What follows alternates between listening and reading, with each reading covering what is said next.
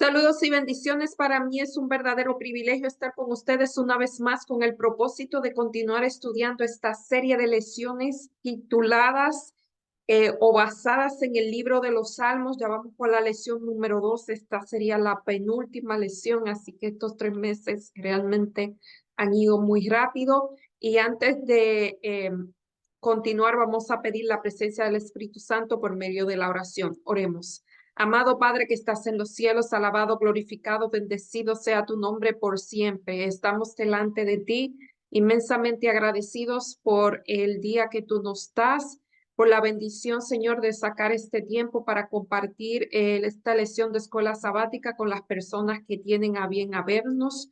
Te pido una forma muy especial, una bendición por cada uno de ellos, que tu Santo Espíritu, Señor, tome posesión de ellos, Señor, y ellos puedan encontrar respuestas a sus preguntas o puedan encontrar, Señor, aquellas cosas que puedan satisfacer las necesidades que tengan en su alma y en su espíritu. Señor, dirige esto de principio a fin, que tu Santo Espíritu también me acompañe y que no sean mis palabras, sino siempre las tuyas. Te lo pedimos en el nombre y por los méritos de Jesús. Amén. Pues esta lección es una muy interesante y es adoración sin fin. Hablamos que en el libro de los Salmos hay diferentes temas. Con algunos de ellos me pude relacionar, no sé si ustedes, pero nosotros hemos podido relacionar bastante con ellos, encontrar afinidad. Eh, pero también, además del tema de quizás de ver las emociones tan intensas de estos salmistas, también hemos visto los temas de la alabanza y de la adoración. Y esta semana vamos a ver el tema de la adoración, pero una adoración sin fin. Quizás en nuestra esfera humana es difícil hacer una actividad que no tenga fin. Siempre nuestras actividades tienen un fin, pero cuando estamos hablando de algo que se mantiene perpetuamente, es quizás algo que en nuestra mente finita no cabe, pero realmente es lo que nosotros esperamos, algo que no tenga fin.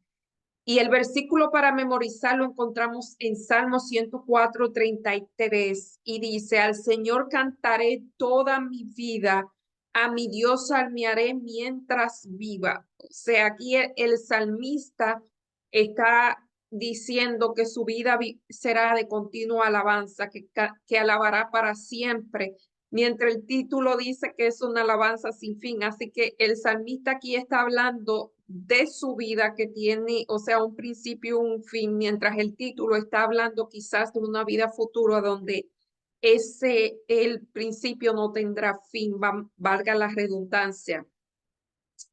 A medida que aumenta nuestra experiencia con la gracia y el poder de Dios, nos sentimos impulsados a preguntar junto con el salmista, ¿qué pagaré al Señor por todos sus beneficios hacia mí?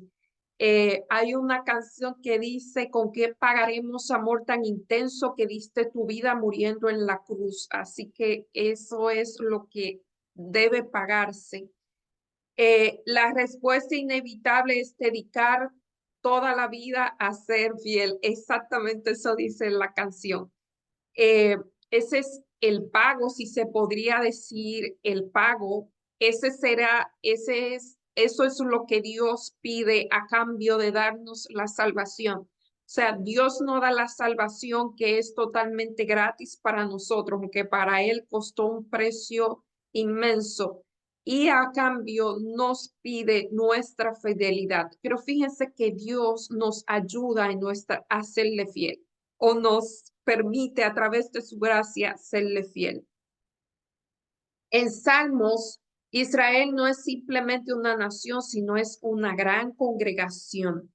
Esto revela la vocación primordial de Israel de alabar a Dios y dar testimonio a las demás naciones. Fíjense que Dios escogió a Israel, como dice en el libro, ahora en el Pentateuco dice, yo te escogí a ti no porque fuera la más grande de las naciones, sino que cuando era la nación más insignificante de todas, yo te escogí.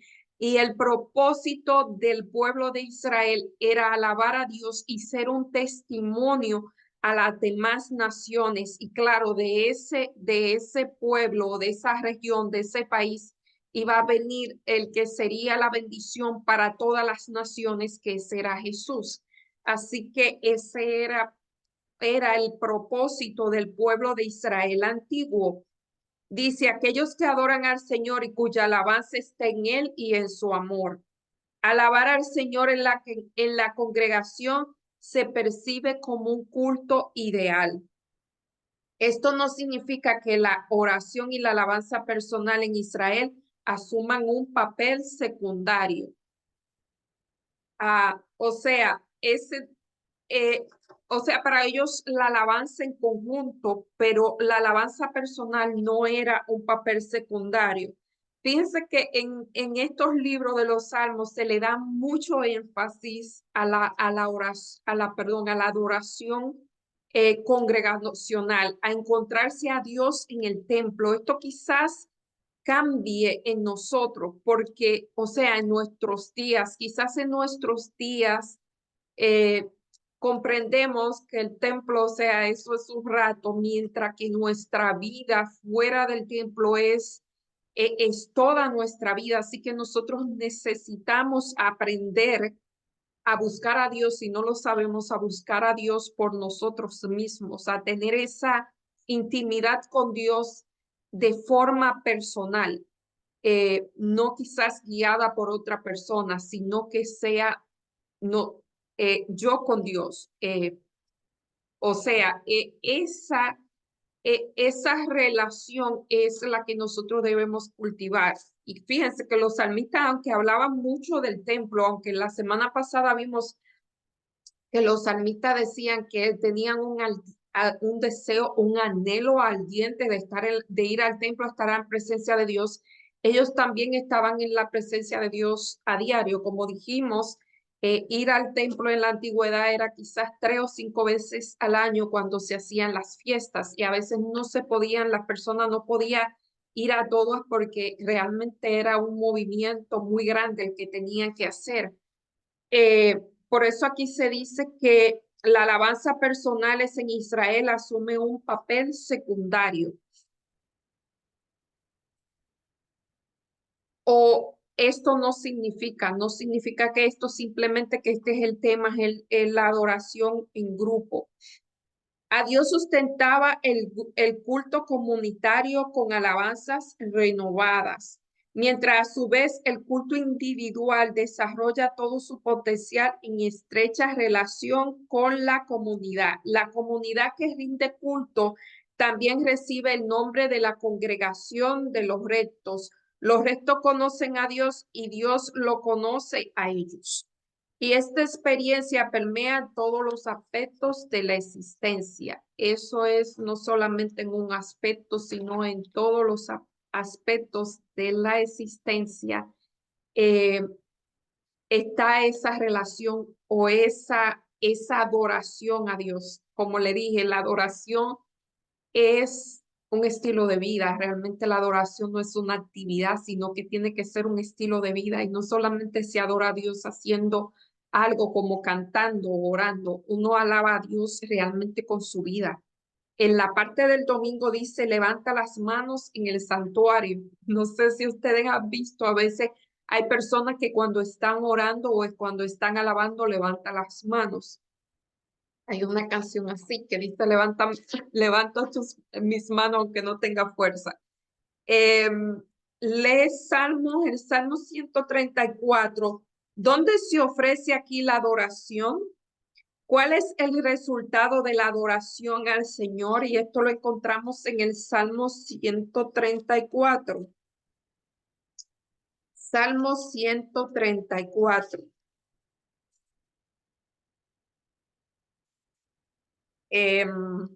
Y dice, mirad a Jehová y mirad, bendecid a Jehová vosotros todos los siervos de Jehová, los que en la casa de Jehová estáis por las noches. O sea, parece que había alguien que en las noches estaba en la casa de Jehová.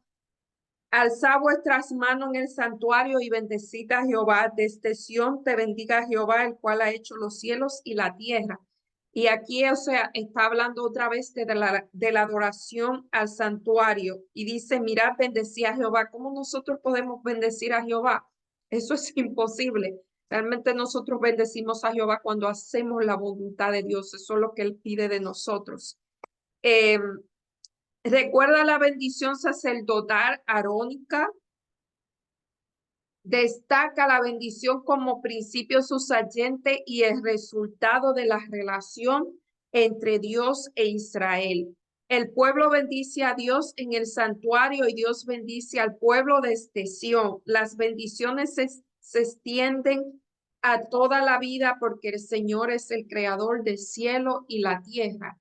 O sea, Él merece la adoración y la alabanza. Eso nosotros lo hemos visto muchas veces porque Él es el creador. Eso es lo que Él le da el merecimiento a esa adoración. La mención de Sión como lugar de bendición divina especial hace hincapié en el vínculo del pacto entre Dios y su pueblo. De esa manera, es en el marco del pacto de la gracia que Israel ejerce el privilegio, o sea, el pacto de la gracia. Es un pacto de gracia porque Israel no se merecía ese privilegio.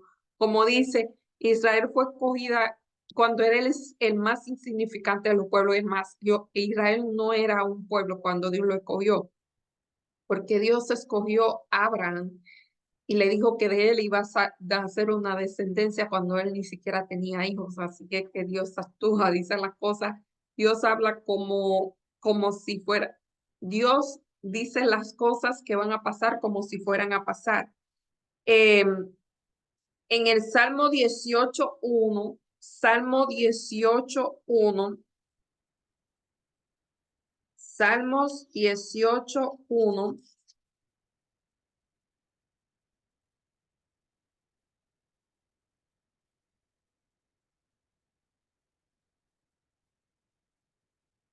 Te amo, oh Dios, fortaleza mía. Eso dice el Salmo 18:1 y 36:1. La pregunta es, ¿cómo se describe aquí a los oradores? Y en el Salmo 36:1 dice, no hay temor delante de sus ojos. Digo, la iniquidad del impío, no, o sea, déjeme ver Salmos 34. Bendeciré a Jehová en todo tiempo, su alabanza estará de continuo en mi boca. Y ahí vemos que es algo continuo, o sea, es un estilo de vida, porque esta gente no crean que ellos todo el tiempo estaban en el templo, ni todo el tiempo estaban cantando. Así que ellos con su vida era que alababan a Dios. Eh, a menudo los salmos describen a los adoradores como siervos del Señor, los que están por la noche en la casa del Señor.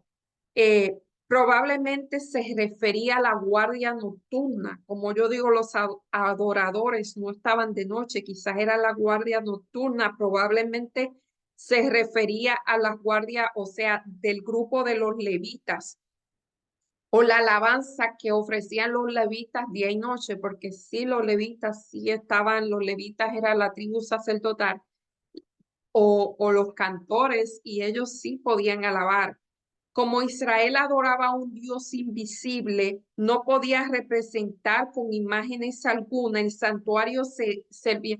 O sea, los adoradores antiguos, y todavía eso se ve en las religiones eh, que usan imágenes para adorar. El pueblo de Israel no tenía imágenes, sino que el templo era aquello que ellos podían relacionarse como algo físico de que la presencia de Dios estaba ahí. Por eso ellos iban al templo a adorar. Es quizás la necesidad humana de ver algo o de palpar algo para adorarlo. Como Dios es un Dios invisible, pues ellos se referían al pueblo o Dios permitió o le enseñó que el templo representaba la presencia de Dios. Acérquense a él, piedra viva, reprobada por los hombres, pero elegida y preciosa para Dios. Ustedes también como piedra viva están siendo edificados en una casa espiritual. Un sacerdocio santo para ofrecer sacrificios espirituales agradables a Dios por medio de Jesucristo. ¿Qué vemos aquí en las palabras de Pedro? Es una expresión neotestamentaria de la misma idea representada en los Salmos. El pueblo de Dios ahora es un sacerdocio santo, ofrece alabanza y acciones de gracia a Jesucristo, su creador y redentor, por todas las noches, por todas las cosas buenas que ha hecho por ellos. O sea, las alabanzas, si vimos los salmos de las semanas anteriores, los salmos de alabanza, ellos alaban a Dios eh, por las cosas que ya Dios hizo por ellos, porque los libró de Egipto, porque abrió el mar rojo, porque lo guió por el desierto, porque le dio maná, porque lo introdujo a la tierra prometida.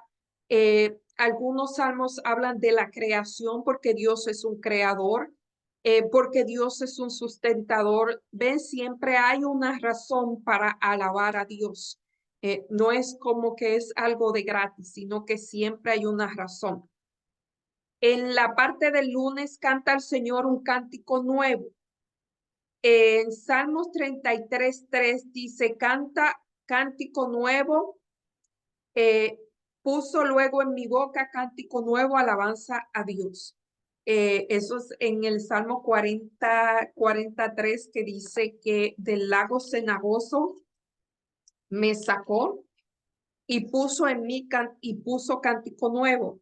Dice, puso luego en mi boca cántico nuevo, alabanza a nuestro Dios, verán esto mucho y temerán y confiarán a Jehová. Ahí en el Salmos 40, el salmista, este es David. Recuerden que David es un poco, cuando de hablar de emociones se trata, él es bastante gráfico y quizás quiere exagerar bastante para mostrar lo que realmente le estaba pasando, le estaba sintiendo.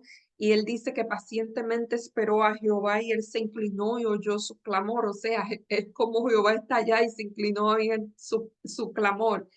Y me hizo sacar del pozo de la desesperación. Fíjese que él no dice, me hizo quitar la desesperación, sino que él menciona que él está en un pozo y Dios lo sacó en un pozo de desesperación y Dios lo saca. Es realmente muy interesante.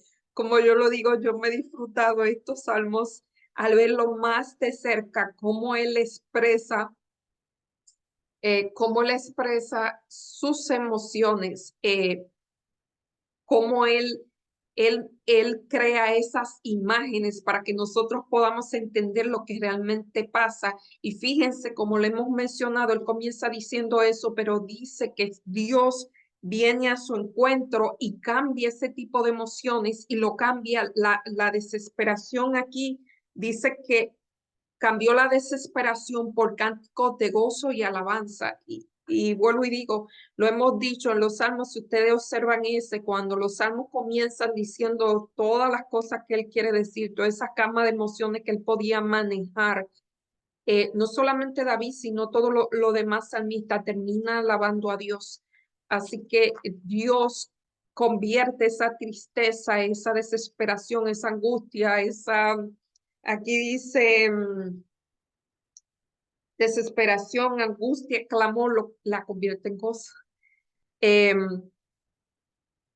Y dice, la gratitud por su cuidado y su salvación como creador y juez de la tierra, la liberación de los enemigos y de la muerte y el favor especial de Dios hacia Israel. Son algunos de los motivos más personales para entonar una canción nueva, aunque otras canciones también alaban al Señor por su bondad y por su maravilla. La canción nueva es un canto especial que expresa un gozo revivado y la promesa de una devoción renovada. nueva experiencia de liberación divina inspira al pueblo a reconocer al Señor como su creador y su rey. Eh, son los salmos hablan de una canción nueva, son la confianza de Dios, la alabanza por las maravillosas obras que Él ha hecho. O sea, que vuelvo y digo, todo eso que Él dice, aquí canta un cántico nuevo al Señor, todo es basado en lo que Dios ha hecho por Él. Por eso quizás, vuelvo y digo, el salmista menciona que Él está en una situación quizá desesperada, de angustia, de cualquier uno de esos sentimientos que Él sabe expresar. Y Él alaba a Dios porque lo liberó de esos sentimientos. Lo mismo debe pasar con nosotros. Fíjense que cuando nosotros vamos a Dios por situaciones o por que nos sentimos de tal o de tal manera y nosotros vamos y le expresamos eso es a Dios, sea hablando, sea como sea, eh, ocurre lo mismo. Dios cambia esas emociones. En el Salmo 42:10, Salmo 42:10 dice, como quien hiere mis huesos. Pues yo leo esto y me da risa porque es realmente un poco exagerado. Como quien hiere mis huesos, mis enemigos me afrentan, diciéndome cada día dónde está tu Dios. Créanme, la vida de este hombre no fue nada fácil. Eh, Estos son los músicos de Coré. Lo de los salmistas no fue nada fácil y quizás esa facilidad que ellos tienen de expresar y de crear esas imágenes puede hacer las cosas más intensas todavía. ¿Por qué te abates, oh alma mía? ¿Y por qué te turbas dentro de mí? Espera en Dios, porque aún he de alabarte, salvación mía y Dios mío. Em, ¿Qué es una canción nueva aquí? Eh, Es nuevo y reconocimiento de la majestad y la soberanía del Señor sobre el mundo y la gratitud por su acuerdo y su salvación como creador y juez de paz. Por esa es la gratitud que Dios ofrece. ¿Qué podemos inferir acerca de la canción nueva o el cántico nuevo a partir de estos textos? Al pueblo de Dios se lo describe en términos afectuosos como un pueblo allegado a él, lo que implica que toda la creación de Israel es más especial y por ende, ¿quién está más obligado a alabar a Dios? De todas las generaciones, entonar la canción nueva es la alabanza de su creador, que lleva su testimonio único sobre la salvación de la sangre del Cordero. Una canción nueva puede representar un cántico novedoso que nadie ha escuchado antes. Eh, Dice en el libro de Apocalipsis que los redimidos cantarán una canción que nadie ha escuchado porque es la canción de su experiencia. El verdadero culto va más allá de los sacrificios y la ofrenda y refleja una relación viva por Dios, siempre fresca y dinámica. Es una expresión nueva, incluso diaria, que nuestro amor y aprecio por lo que Dios ha hecho por nosotros. Es algo que realmente, fíjense que cuando uno vive la experiencia, eh, esta semana yo escribiendo, eh, salió así que solamente el que vive la experiencia con Dios puede, ¿cómo le digo?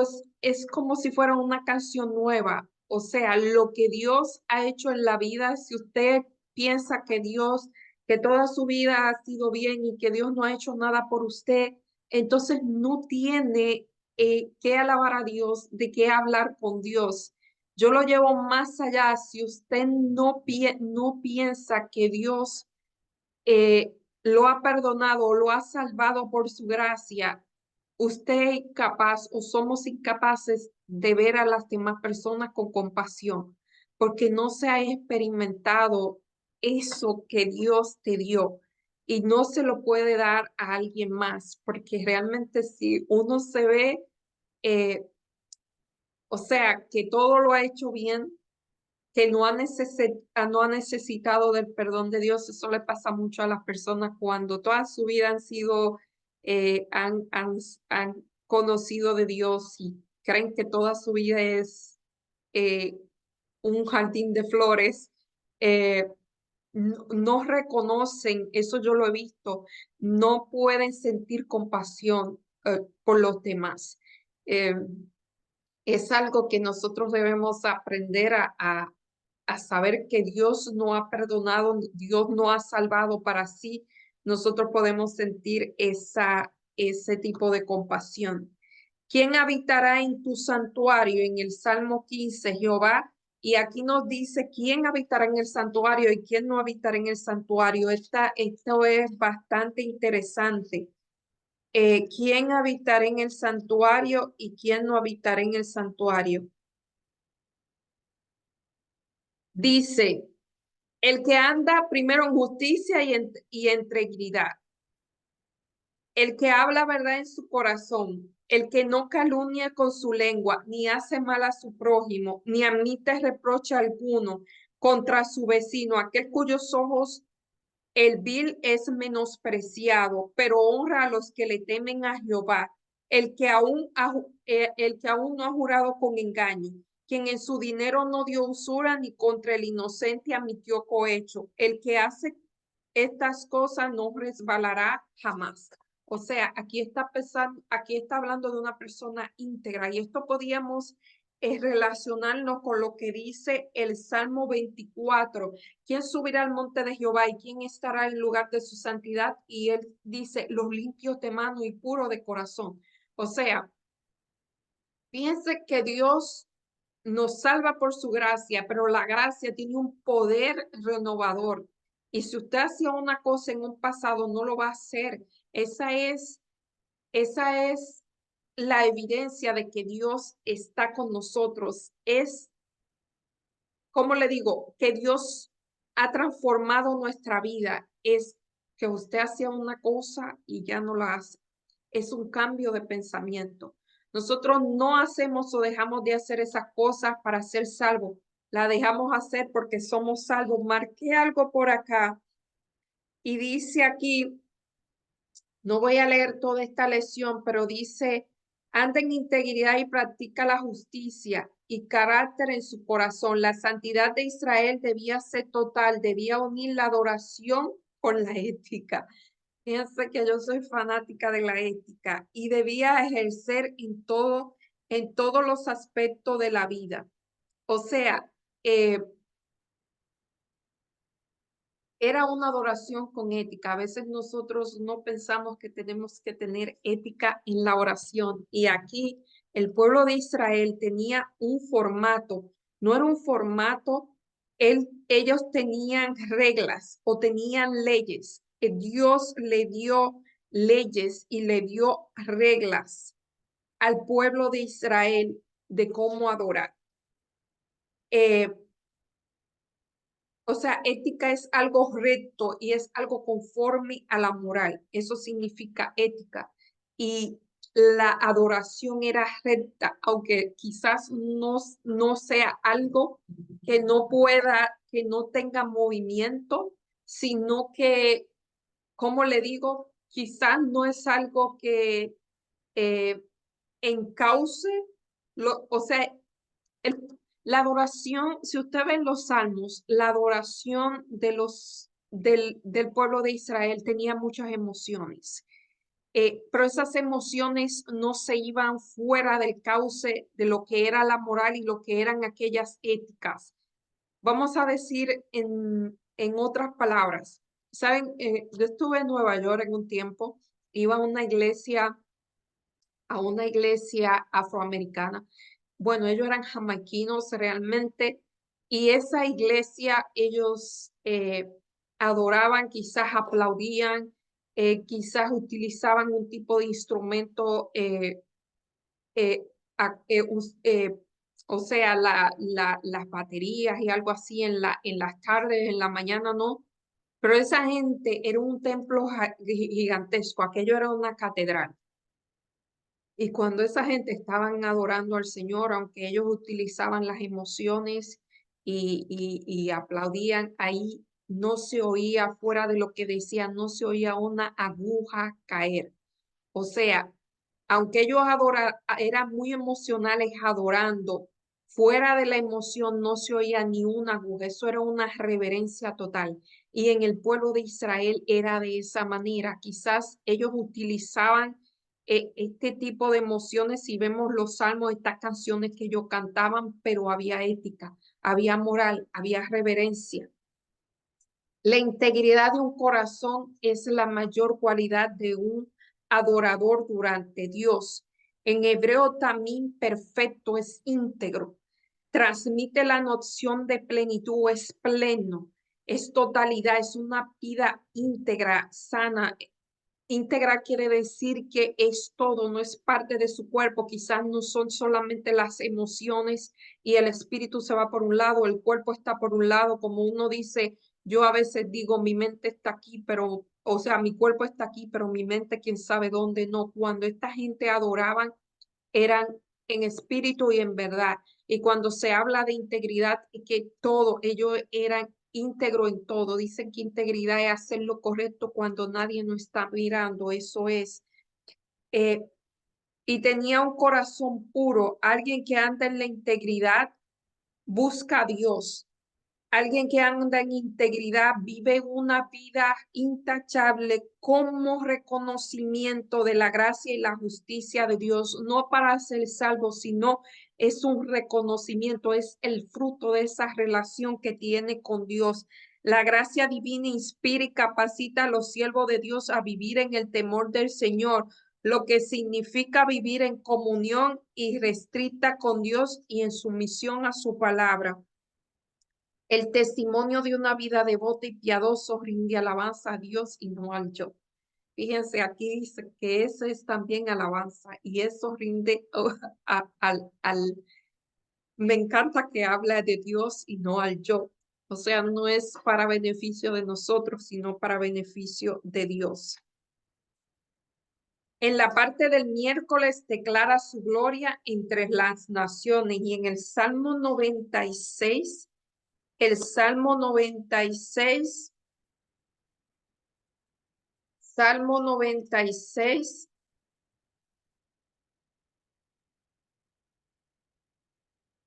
Cantad a Jehová cántico nuevo, cantad a Jehová toda la tierra, cantad, bendecid su nombre, anunciad a Jehová su salvación, proclamad entre las naciones su gloria, entre los pueblos sus maravillas, porque grande es Jehová y digno de alabanza, temible sobre todos los dioses, porque todos los dioses son ídolos, pero Jehová hizo los cielos y la tierra.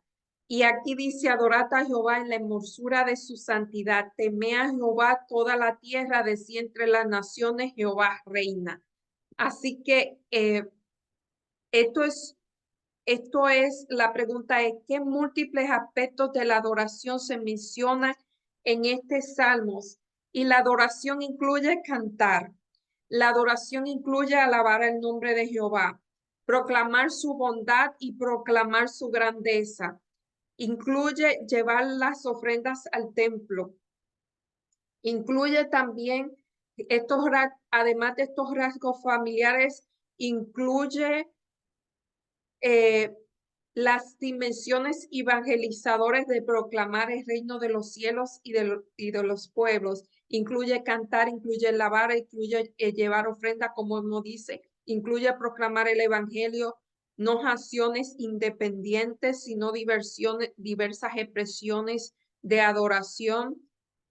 Incluye porque grande es el Señor, todos los dioses de los pueblos son ídolos, pero el Señor hizo los cielos, el Señor reina, viene a juzgar la tierra. Entonces el objetivo de de la evangelización es unir a otros pueblos con Dios, en última instancia toda la creación en adoración al Señor. Y celebra sus maravillas presentes, sus actos futuros, o sea, la adoración incluye no solamente lo que Dios hizo anteriormente, lo que Dios está haciendo, sino lo que Dios hará. Incluye pasado, presente y futuro. Dice que en la santidad y a temerlo no se tome la adoración a la ligera. La adoración implica tanto alegría y confianza inmensa como temor y sobrecogimiento santos. Adorar a Dios el juez se refleja en la última proclamación evangélica de Dios para el mundo. En todos los sentidos, este salmo parece incorporar este mensaje a fin, creación, salvación y evangelio eterno y adoración. Eh, Son todos los ámbitos: creación, salvación, adoración y juicio. Todo está allá, eh, todo es causa del evangelio. Fíjense que compara este mensaje con el mensaje de los tres ángeles. ¿En qué medida enseña la misma verdad de este mensaje en el mismo tiempo que deseamos proclamar el evangelio? Aquí el evangelio proclama a Dios como temed a Dios y dale honra porque es el creador. Y aquí está predicar el evangelio eterno, que es la salvación, y finalmente el juicio. Es lo mismo. Son las tres fases del evangelio, del mensaje de los tres ángeles. Y aquí en la parte del jueves, cuando Dios no se deleita en los sacrificios.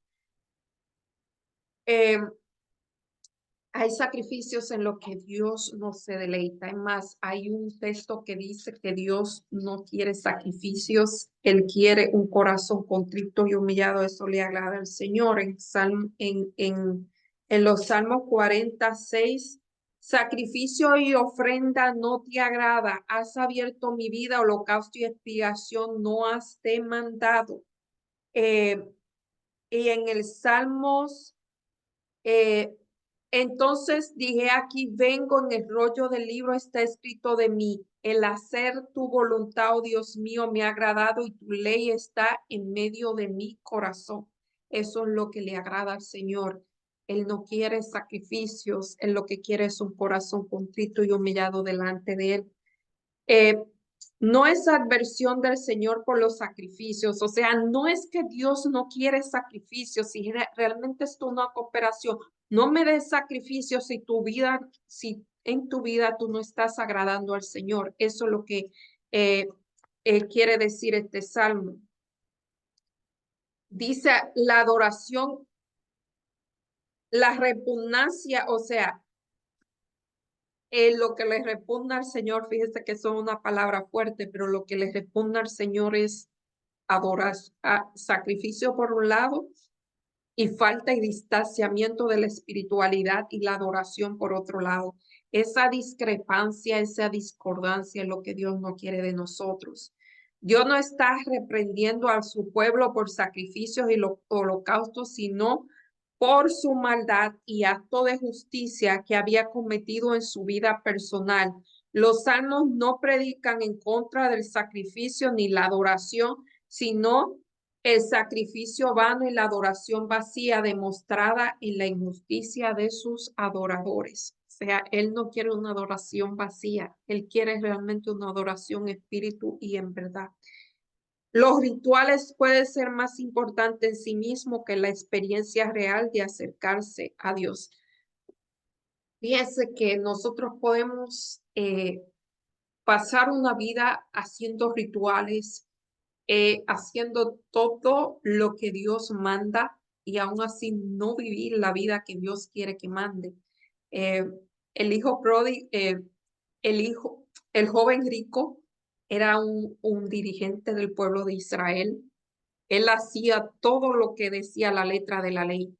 Sin embargo, este hombre no había tenido la experiencia con Dios. ¿Por qué no había tenido la experiencia? Porque todavía en su corazón estaba la semilla del egoísmo.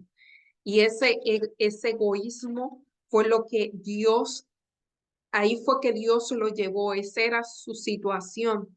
Pero su corazón, fíjense que él decía que él guardaba todos los mandamientos y me imagino que guardaba toda la ley de Moisés, y el corazón estaba tan duro que cuando Dios le mostró lo que era realmente, él no, él se fue, él no aceptó.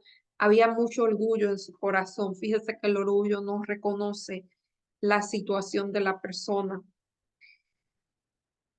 Y por lo general el orgullo cree que la otra persona es que tiene el problema, nunca se ve en ello. Eso es una cosa de verdad que el orgullo, sí, vuelvo y digo, siempre yo hablo del orgullo porque es realmente algo muy difícil de,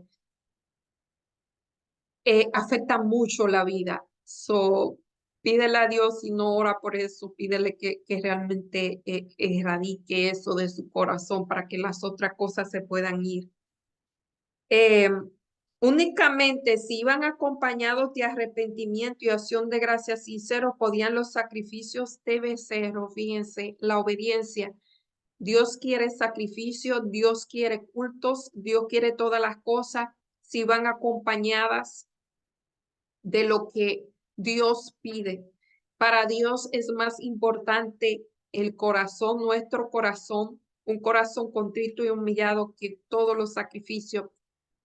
No es que Él no lo quiera, sino que eso es lo que Él quiere. Eh, este pueblo me honra de labios, pero su corazón está lejos de mí. O sea, este pueblo puede ofrecer todos los sacrificios que pueda, pero su corazón está lejos de mí. Especialmente los dirigentes durante su ministerio personal. El pueblo de Israel, de verdad, no caigamos en la trampa de pensar que es suficiente solamente conocer la verdad y seguir los rituales. Eso no es suficiente. Se puede pasar toda una vida siguiendo los rituales y realmente si no nacemos de agua y espíritu no vamos a ver al reino de los cielos y a Dios no le va a ofrecer nada de lo que podamos, no va a aceptar nada de lo que podamos ofrecerle porque Dios no necesita nada de eso. Ya para terminar, aquí no habla un factor de adoración que estaba dando, que, o sea, la adoración tenía un factor también de arrepentimiento. El arrepentimiento incluye, y fíjense que dice sentir arrepentimiento, el verdadero arrepentimiento, hay que sentirlo. El arrepentimiento incluye sentir tristeza por el pecado y abandonarlo. No renunciaremos al pecado a menos que veamos su pecaminosidad. Mientras no lo abandonemos de corazón, no habrá cambio real en la vida. O sea, el pecado hay que abandonarlo de corazón o las conductas pecaminosas. Hay muchos que no logran entender la verdad, la verdadera naturaleza del arrepentimiento. Muchísimas personas se entristecen por haber pecado, incluyo se reforman exteriormente. Esta es una cita que está en el Camino a Cristo, la página 21 al 22. Y esto yo lo voy a parafrasear. Mire, arrepentimiento no es sentir, y fíjense que aquí dice sentir. Aquí van ligadas las emociones, pero no son las emociones pasajeras, sino sentir el dolor, el peso de la falta que se cometió. Fíjense que hay un tipo de arrepentimiento que es el que sintió, aquí se menciona, o sea, yo me arrepiento de algo que yo hice porque le tengo miedo a las consecuencias, porque temo a las consecuencias. Esaú, cuando vio que había perdido su progenitura, él sintió dolor. O sea, él sintió dolor porque había perdido su primogenitura, no porque él estaba viviendo una vida que no le agradaba al Señor. Balaán, cuando se le apareció el ángel, él se aterrorizó porque tuvo miedo del ángel, de que el ángel lo pudiera quitarle la vida. Pero fíjense que ese arrepentimiento de Saúl y de Balaán no cambiaron su vida, ellos siguieron siendo la misma persona. Es más, Balaán siguió con su, o sea, él siguió con su idea de maldecir al pueblo de Israel. Él no se retrató, su arrepentimiento no se retrató.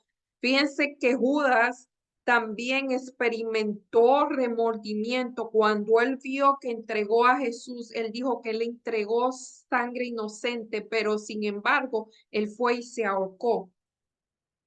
Él no experimentó un arrepentimiento genuino. Fíjense que comparando las acciones de estas dos personas, Judas Iscariotes y Pedro.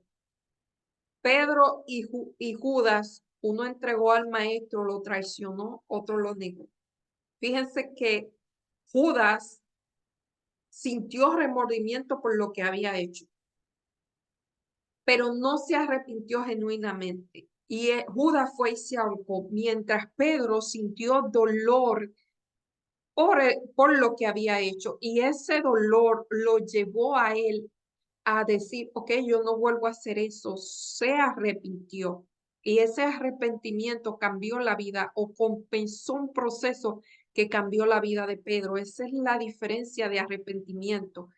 No es sentir dolor o miedo por las consecuencias del pecado, sino sentir dolor porque a Dios le causa dolor cuando nosotros pecamos. Es el caso de David cuando se arrepintió. Él sintió dolor y quiso que Dios le cambiara su corazón.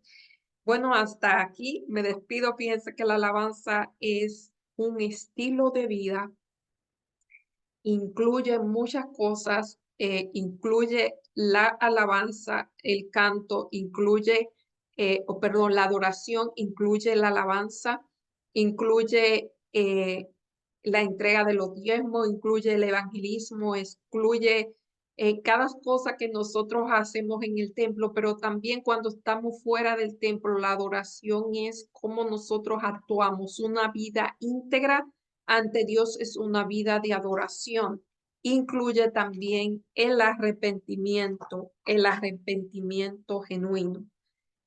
Bueno, sin más me despido. Espero que tengan una excelente semana bendecida y vamos a pedir la presencia del Espíritu Santo por medio de la oración o vamos a despedirnos con una oración. O sea, yo tengo un sueño que ya no estoy pensando. Oremos.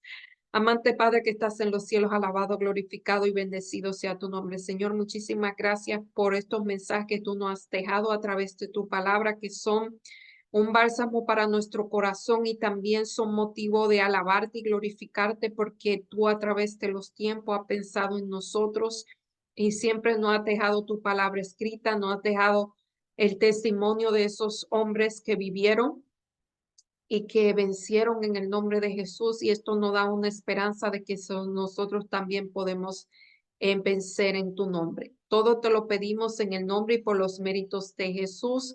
Te pido una bendición muy especial por cada persona que va a ver este video, que tu Santo Espíritu y que tu compañía los guíen durante toda la semana. Te lo pedimos en el nombre y por los méritos de Jesús. Amén.